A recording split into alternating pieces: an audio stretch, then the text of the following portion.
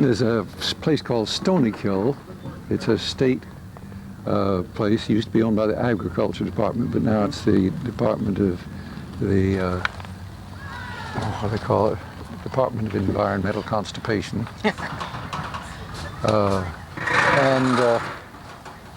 They had a festival there last weekend, and they teach courses and have visitors come. Then they've got a lot of organizations. Clearwater is just one. They've got their head office in Poughkeepsie, and a Scenic Hudson has an office in Poughkeepsie, and the Hudson River Fishermen has an office in Cold Spring. But down in New York is where the big problems are, and that's where they should have more offices. Too many conservation organizations are tied to the suburbs. And I've been arguing, with not too much success, that Clearwater should spend a large amount of its budget in getting things accomplished down in the city. Got some very good people there. You know Marcy Benstock? No, but I want to meet her. She stopped Westway. Bounce this light off of this light here. She hung on like a bulldog. Every year they think, Marcy, everybody's against us, all the big powers against us, there's no hope. She hung on. Finally, who got into the fight? The fiscal conservatives. And when a senator from Iowa says, what are my constituents going to say when they learn I spent $1 million for 5 feet of roadway in New York City, and they can't get $1 million for a hospital? They're not going to approve of this. And all of a sudden, the congressional support vanished, and Westway was lost. That's how you beat these projects, is get the fiscal conservatives involved.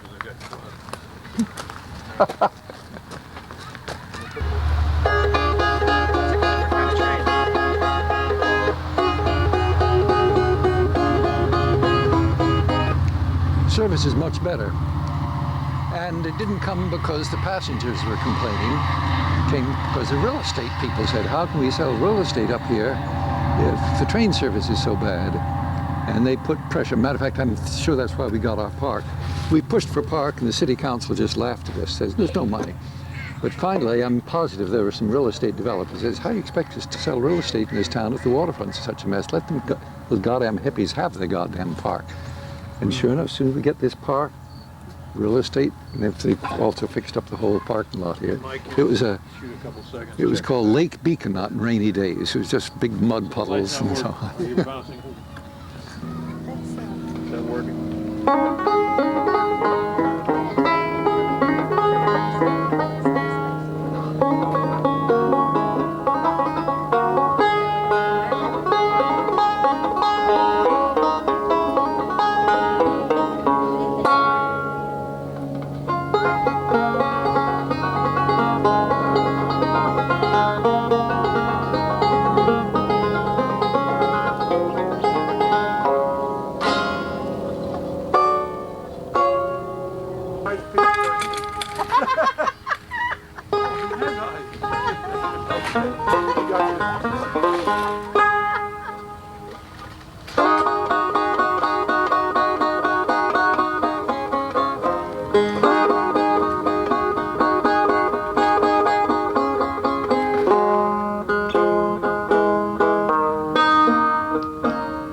Well, in the evening,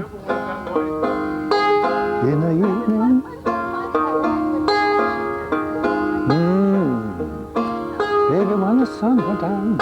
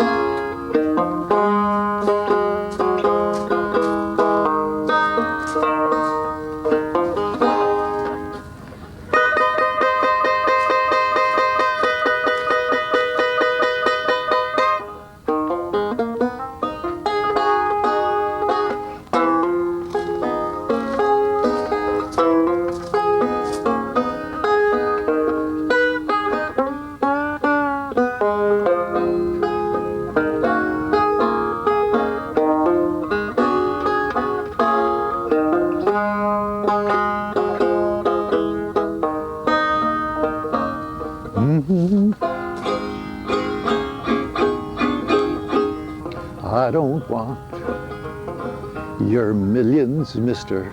I don't want your diamond ring. I think I should just recite the words. I don't want your millions, mister. I don't want your diamond ring. All I want is the right to live, mister. Give me back my job again. I need your No, How about I'll saying whistle the words tune. and playing the banjo? Just No. say the-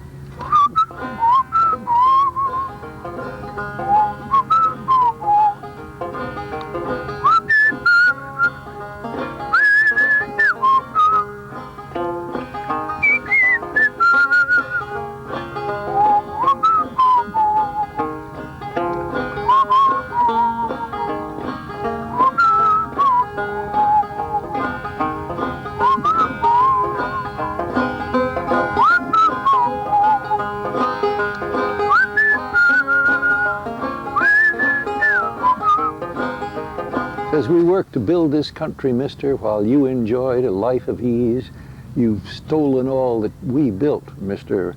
Now our children starve and freeze. It was a great song, written 61 years ago. As good now as it was then.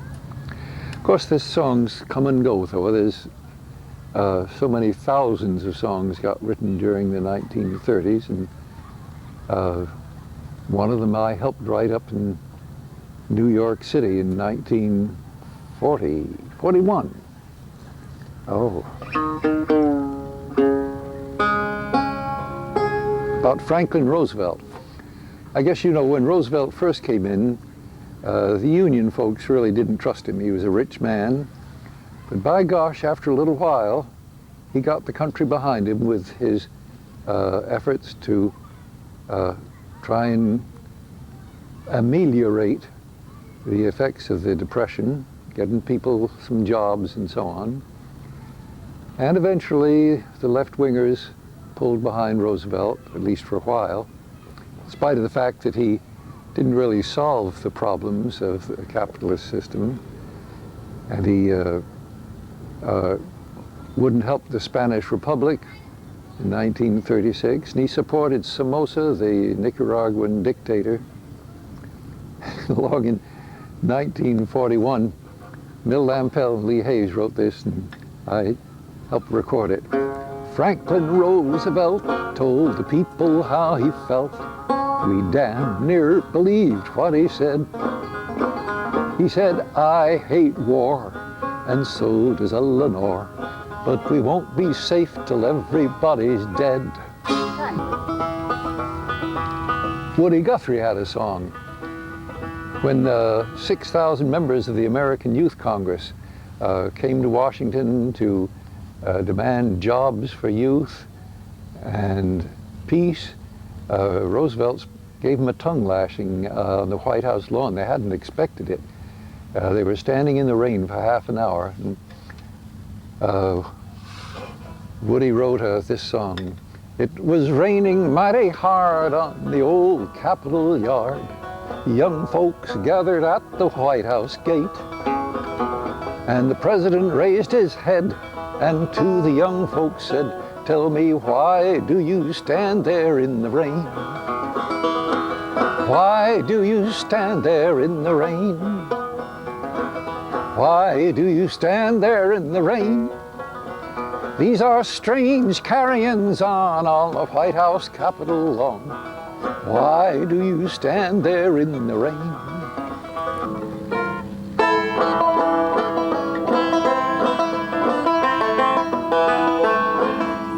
Which side are you on, boys? Which side are you on? Come all of you good workers, good news to you I'll tell, of how the good old Union has come in here to dwell. Tell me, which side are you on, boys? Which side are you on?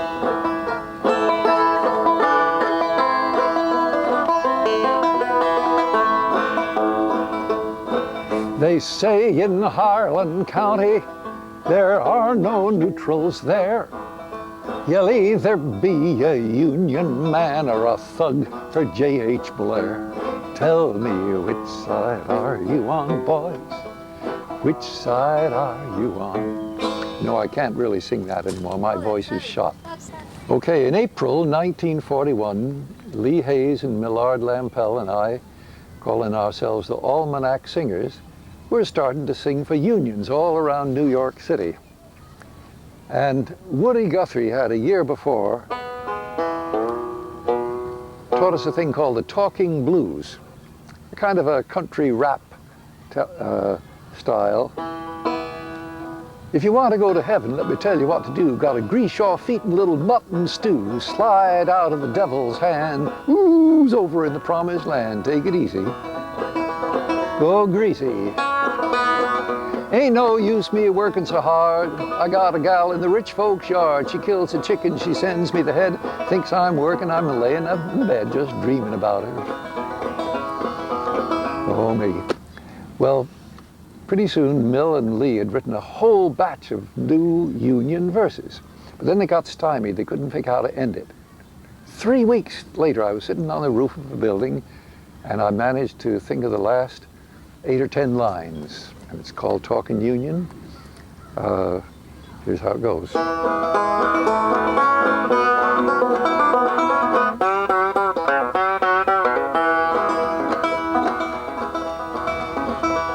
If you want higher wages, let me tell you what to do. Got to talk to the workers in the shop with you. Got to build you a union, got to make it strong. But if you all stick together, folks, won't be long. You get shorter hours, better working conditions, vacations with pay, take your kids to the seashore. Of course, it ain't quite that simple. I better explain just why you got to ride on the union train. Because if you wait for the boss to raise your pay, we'll all be waiting till Judgment Day. We'll all be buried.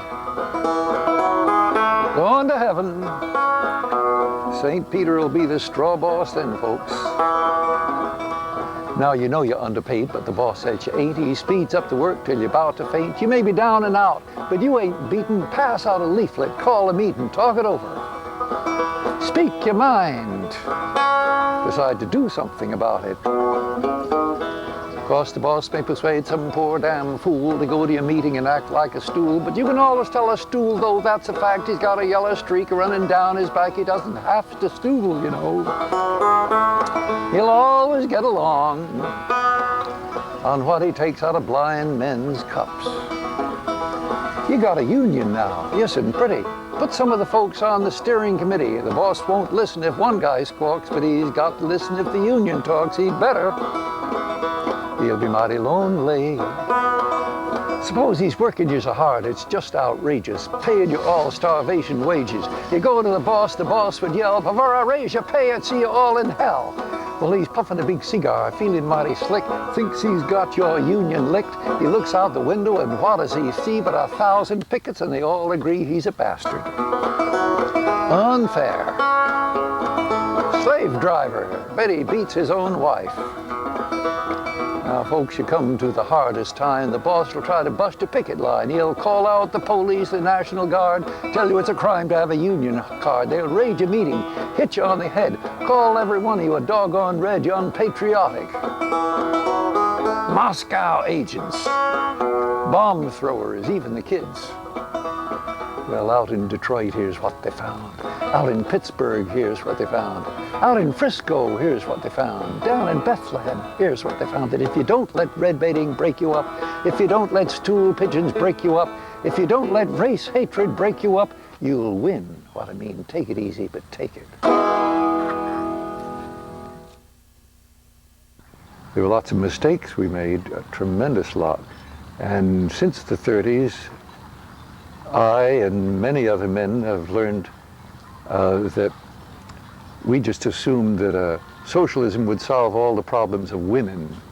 Socialism would solve all the problems of black people and other minorities.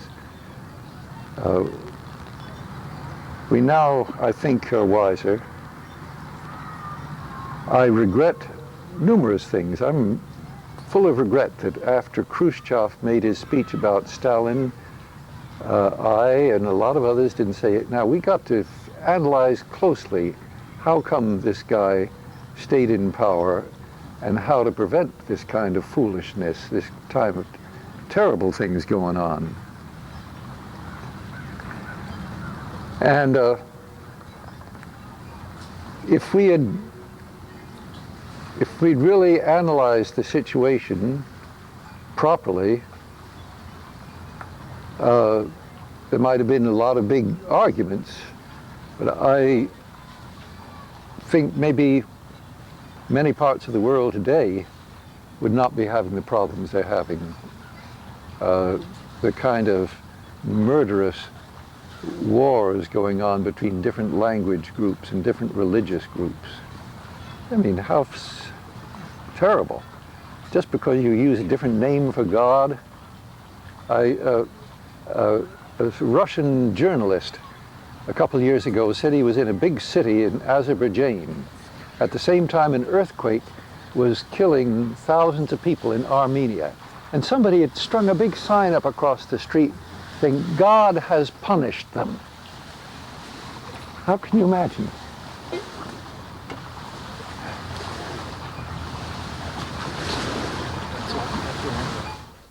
Right in the middle of the Vietnam War, I read a book about the old sailboats that used to carry bricks. 19th century New York was built with Hudson River bricks. But beautiful boats. They went out of business. Steam put them out of business in the 20th century. And I wrote a letter to a friend. I said, wouldn't it be great to build a replica of one of these boats and sail it up and down with volunteers and show them how beautiful the river is and get them fighting to bring back the river? Well, I had friends who said, Pete, you're out of your mind. There's a war on. What are you building a boat for? But 3 years later, the sloop Clearwater was built, and today with 14,000 members and like $1 million budget, we take about 10 or 15,000 school kids out every year. We run festivals all up and down the river on the banks, and the river is halfway clean. I call it a 50% cleanup with a halfway effort. But you keep on pushing. And it's going to be swimmable in New York, and it's going to be swimmable in New York if we keep on pushing. One of our best songs is written by one of the volunteers on deck, Laurie Wyatt, put to new words to Jimmy Reed's rhythm and blues song. Sailing up, and I get the crowd, sailing up, sailing down, repeat it, sailing down. I go up, down, down, up and down the river, sailing on, stopping all along the way. The river may be dirty now, but she's getting cleaner every day.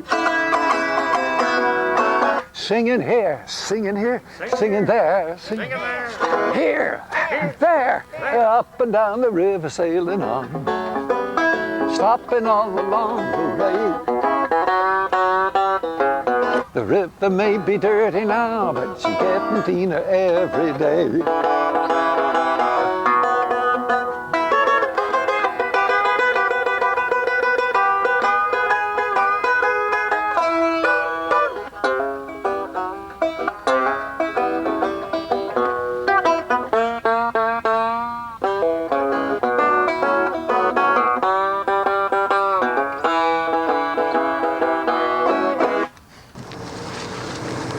Pete, you're a living public service announcement. This is your Stoop to Conquer. You call it Stoop to Conquer? What you're doing now? Stoopers.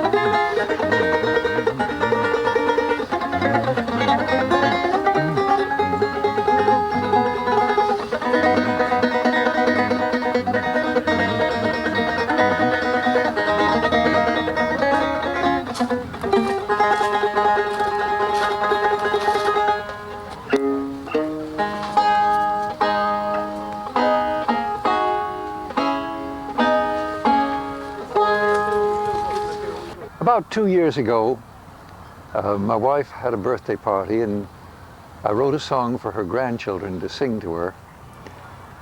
I got the idea for the song when I saw a headline in a New York newspaper, picture of a black woman in Harlem who ran a soup kitchen, and she was asked, how do you get the things you need? She said, well, it's not easy, times are tough, but with a little of this and that, we get it together. And I'm convinced if there's a future world, it'll be because of millions of people like these women, often elderly women, and they're going to do it.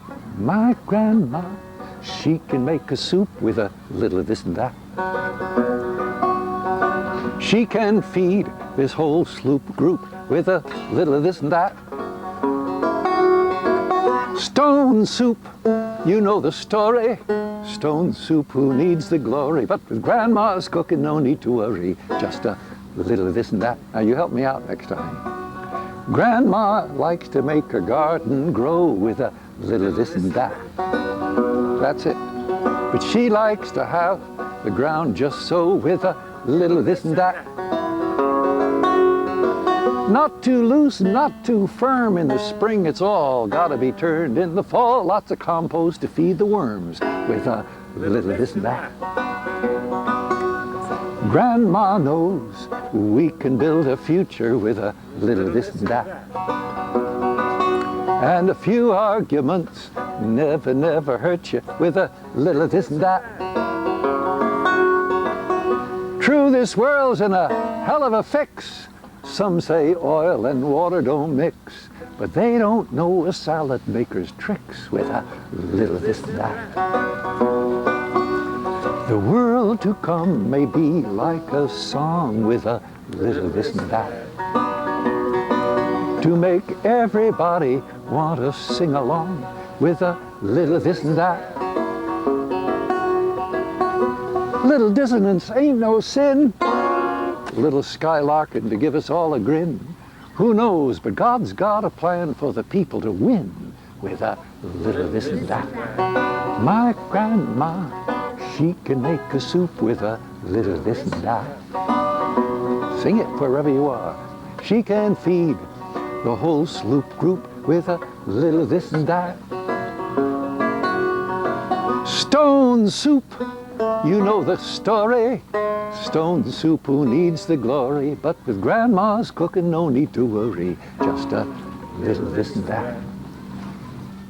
Way back, I think 1916, Ralph Chaplin, who was an organizer for the industrial workers of the world, the wild, wild wobblies, mentioned to a friend, I was thinking of putting some new words to the famous old tune, the Battle Hymn of the Republic. Saying solidarity forever, solidarity forever.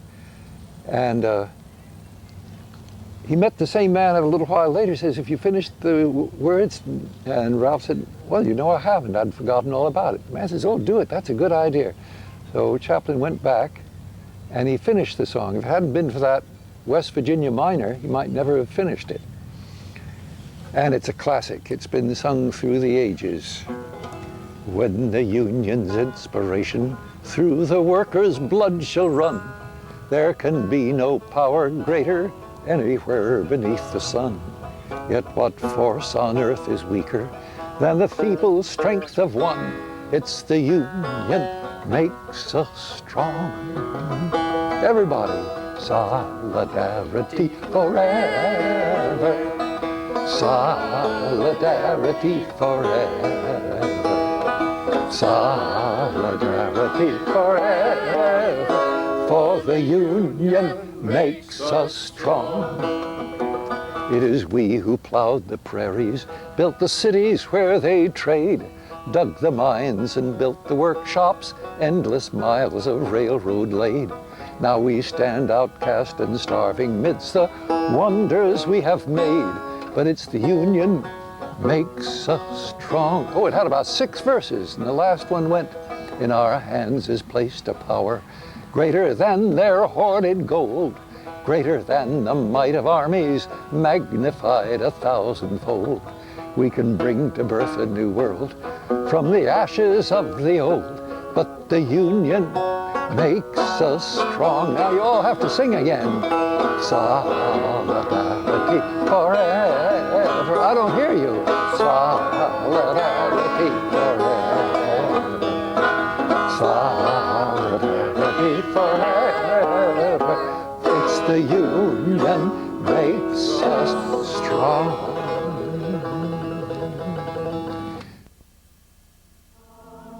Solidarity forever. Solidarity forever. Solidarity forever. For the union makes us strong.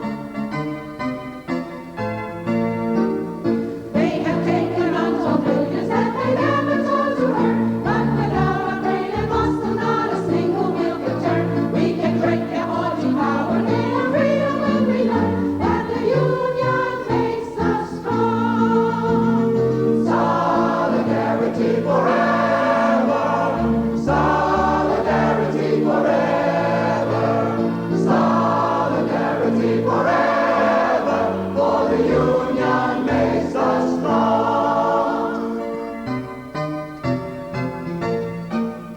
In our hands is placed a power greater than their haughty goal, greater than the might of armies magnified 1,000-fold. We can bring to birth a new world from the ashes of the old, for the union makes us strong.